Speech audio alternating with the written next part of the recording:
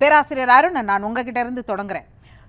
தொகுதி மறுசீரமைப்பு தொடர்பாக இன்று நடைபெற்ற இந்த கூட்டத்துடைய முக்கியத்துவத்தை எப்படி பார்க்குறீங்க?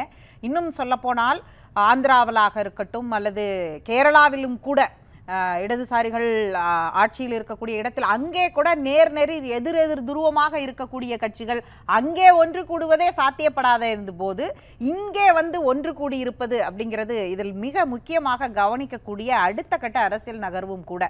அதில் எண்ணிக்கையில் அடிப்படையில் விட இது அரசியல் அதிகாரம் என முதலமைச்சருடைய முன்னுரையை நீங்கள் எப்படி பார்க்கிறீர்கள்? இது ஒரு வரலாற்று முக்கியத்துவம் மிக்க நிகழ்வு என்று நான் பார்க்கிறேன். சமூக நீதி போராட்டம் என்பது தமிழ்நாட்டிலிருந்து தான் 1951 துவங்குச்சு, அரசியல் சாசன திருத்தத்துக்காக. இன்றைக்கு அரசியல் நீதிக்கான போராட்டம் துவங்கி இருக்கிறது. அன்று சமூக நீதி, இன்று அரசியல் நீதி. இதே தமிழ்நாட்டிலிருந்து.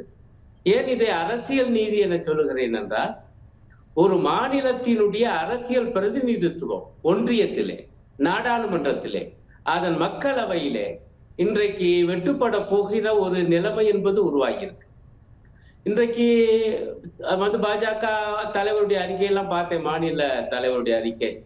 ஒரு கற்பனையான பயத்தை உருவாக்க பார்க்கிறாங்க, இந்த கூட்டமே தேவையில்லை என்பது போல அவர் ஒரு அறிக்கை, அப்புறம் இது ஆர்ப்பாட்டம் இதெல்லாம் அவர் செய்யறார். பட் நான் என்ன கேட்டுக்கொள்கிறேன், 3 விஷயங்களை தயவு செய்து அவங்களும் உணரணும். 2026 அதற்கு பிறகு இந்த டீலிமிட்டேஷன் எனப்படுகிற தொகுதி மறுசீரமைப்பை செய்யலாம், அது வரைக்கும் தான் தடை. 2026 பிறகு இன்னும் 9 மாதங்கள் தான் இருக்கு. ஒண்ணு. 2வது, இவங்க அதெல்லாம் மனசுல வச்சுதான் புதிய நாடாளுமன்ற கட்டடத்துல 848 இருக்கைகள் மக்களவைக்கு மட்டும் உருவாக்கி வச்சிருக்காங்க. ஆகவே இவங்க கூட்ட போறாங்க.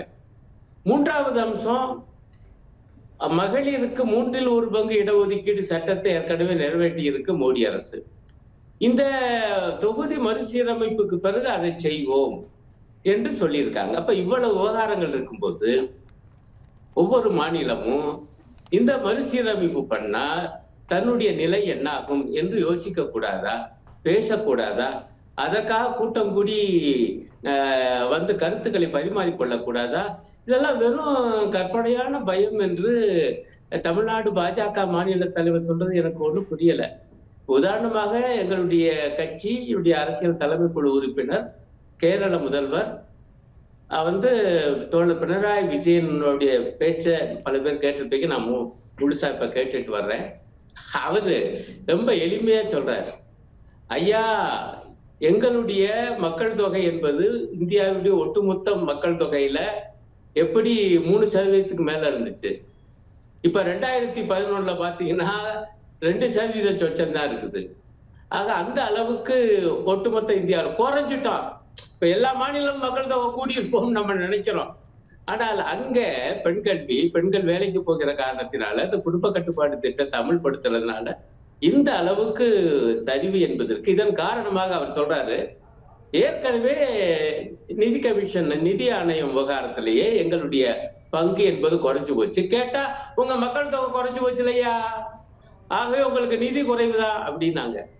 இப்ப எங்களுக்கு இருக்கிறது 20 மக்களவை எம்பிக்கள் தான்.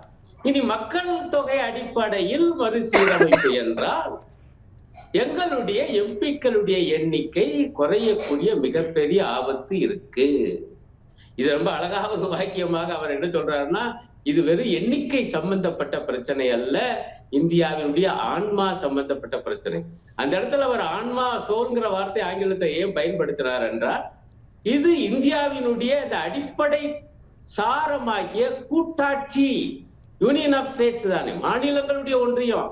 ஆனால் இந்த மாநிலங்களுக்கு அநீதி இழைக்கப்பட்டால் அது ஒன்றிய அரசினுடைய, அவர் சொல்றாரு 1976 மக்கள் தொகை திட்டத்தை நாங்கள் அமுல்படுத்திய பாவத்திற்காக எங்களுக்கு ஏற்கனவே நிதித்துறையில தண்டனை, இப்ப அரசியல் அதிகாரத்துல அதிலும் தண்டனையா என கேட்டு கண்டிப்பாக இந்த கூட்டு நடவடிக்கைக்குள்ள அவசியம், அது அடுத்தடுத்த கட்டங்களை நோக்கி நகர வேண்டும் என்று அவருடைய உரை. அது உரையுடைய சாரத்தை சொல்றேன். அப்ப என்னங்க அவங்க எல்லாம் என்ன விவரம் இல்லாமலா, வெறும் கற்பனையான பயத்திலே பேசுறாங்க. அதே போலதான் அவரு தெலுங்கானா முதலமைச்சர் பேசுறாரு, இது வெறும் எண்ணிக்கை சம்பந்தப்பட்ட பிரச்சனை அல்ல, கூட்டாட்சி கொள்கை பற்றிய பிரச்சனை, அதுக்கே ஆபத்து அப்படின்னு. ஒண்ணுமே இல்லைங்க. ஒரே ஒரு விஷயத்தை தெளிவுபடுத்த சொல்றாங்க அவங்க எல்லாருமே. எங்களுடைய முதலமைச்சர் கூட அதான் சொல்றாரு. நீங்க இந்த தொகுதி மறுசீரமைப்பை செய்வதற்கு முன்பு மாநிலங்களுடன் மனம் திறந்த ஒரு உரையாடலை நடத்துக அப்படின்னு சொல்றோம். இப்ப நாடாளுமன்றத்துல பேசணும்னா விவாதத்துக்கு அனுமதிக்கவே மாட்டேங்கிறாங்க. அப்புறம் இங்க கோயம்புத்தூர்ல அமித்ஷா பேசிய ஒரு பேச்சு மட்டும்தான் இருக்கு. அதை மட்டும் சொல்றாங்க. அந்த பேச்சவே தான் ஆக்சுவலா ரொம்ப குழப்பத்தை உருவாக்குது. தமிழ்நாட்டுக்கு ஒரு சீட்டு கூட குறையாது, இங்க குறையாது சரி. ஆனால் பிற மாநிலங்களுக்கு எவ்வளவு? இங்க 7.18% தமிழ்நாட்டுல இப்ப இருக்கு. 543 39. இந்த 7.18 இந்த சதவீதம் நாளைக்கு 848 ஆனாலும் அப்படியே இருக்குமா? இல்ல, இன்றைக்கு பேசியதுல இப்ப கர்நாடக துணை முதலமைச்சர் DK சிவகுமார் கூட ஒரு வார்த்தையை குறிப்பிட்டார். குரல்கள் நசுக்கப்படுவதையோ கலாச்சாரம் அளிக்கப்படுவதையோ ஒருபோதும் அனுமதிக்க முடியாது அப்படின்னு சொன்னார்.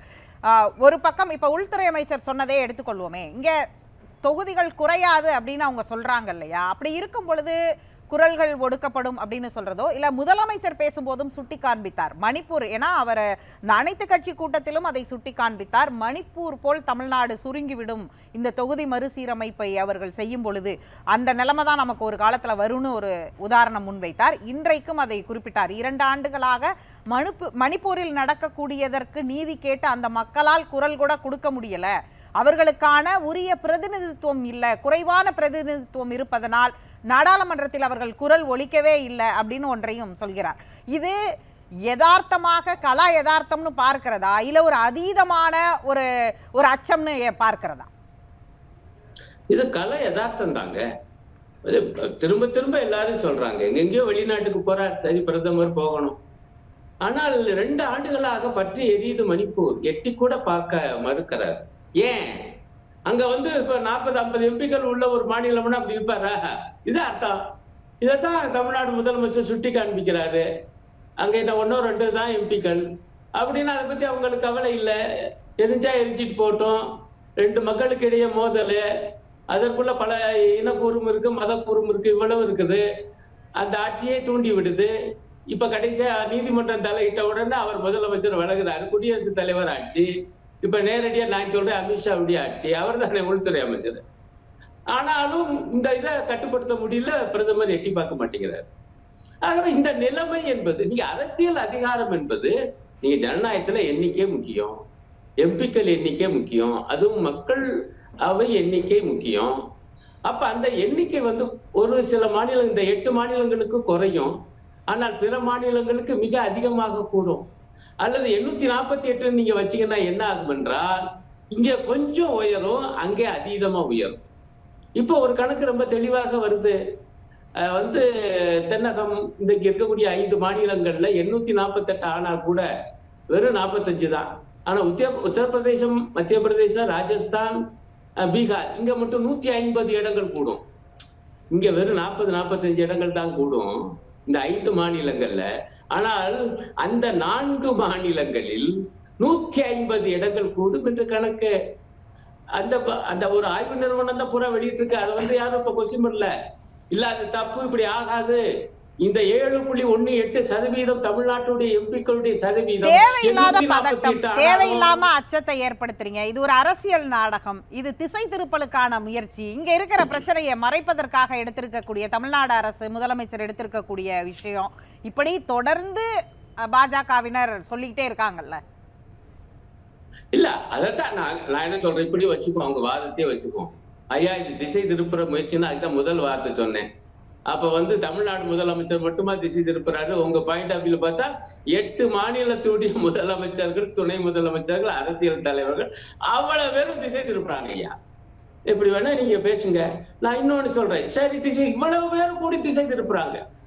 அப்ப இந்த திசை திருப்பனை தடுத்து நிறுத்துவதற்கு ரொம்ப எளிய வழி இருக்கு. அந்த வழி என்ன? நாடாளுமன்றத்துல பிரதம மந்திரி மிக தெளிவாக சொல்லணும். என்னன்னா, ஐயா ஒண்ணு, நாங்க இந்த தொகுதி மறுசீரமைப்பை ஏற்கனவே 25 ஆண்டுகள் ஒத்தி வைத்தது போல இன்னொரு 25 ஆண்டுகளுக்கு ஒத்தி வைக்கிறோம். இந்த விவகாரத்தை நிறுத்துவோம்யா. இதுதான் எங்க கட்சியுடைய நிலைப்பாடு. கட்சி பத்திரிகை எழுதியிருக்கு இந்த ஆலோசனை. இல்ல நீங்க கொண்டு வருவோம் என்றால் அதுவும் 848க்கு இடம் போட்டு வச்சு அதுல ஏற்கனவே உள்ள இடங்களின் சதவீதம் மக்கள் தொகை அடிப்படையில் இடங்களின் ப்ரோரேட்டா இந்த 7.18% என்றால் 848 7.18% தமிழ்நாட்டுக்கு, 3.68 கேரளாவுக்கு என்றால் 848 3.6 இப்படி ஒவ்வொரு மாநிலத்துக்கும். இப்ப உத்தரப்பிரதேசத்துக்கு 7% இருக்குன்னா அது வந்து அந்த 848க்கு அது என்ன ஆகும்? அப்ப அந்த அடிப்படையில அப்ப 14% இருக்குன்னு வச்சுக்கோங்க உத்தரப்பிரதேசம் 80 சீட்ல. இந்த 14% அடிப்படையில் தான் அங்க இருக்கணும். இங்க 7% அடிப்படையில் இருக்குன்னு அங்க 14%. நீங்க எவ்வளவு வேணாலும் எண்ணிக்கையை கூட்டிக்கங்க. இந்த ரெண்டு விஷயத்துல தெளிவா இருக்குன்னா இந்த திசை திருப்பலே நின்னு போக செய்யாம நீங்க திசை திருப்பன்னா நாங்க சொல்லுவோம் ஐயா பாஜக தனிமைப்பட்டு போகுது பாருங்க, அவங்க மட்டும்தான். அதிமுக கூட இதை ஆதரிச்சிருக்கு. அது மட்டும் தமிழ்நாட்டு உரிமையை அவங்க விட்டு கொடுக்கறாங்க. அதுதானே அர்த்தமா போகும். இங்க மட்டும் 8 மாநிலங்களிலும் அந்த மாநில பாஜக தலைமை அந்தந்த மாநிலங்களுடைய உரிமையை விட்டு கொடுக்குது. அதுதான் மக்கள் புரிந்து கொள்வார். பேசலாம்.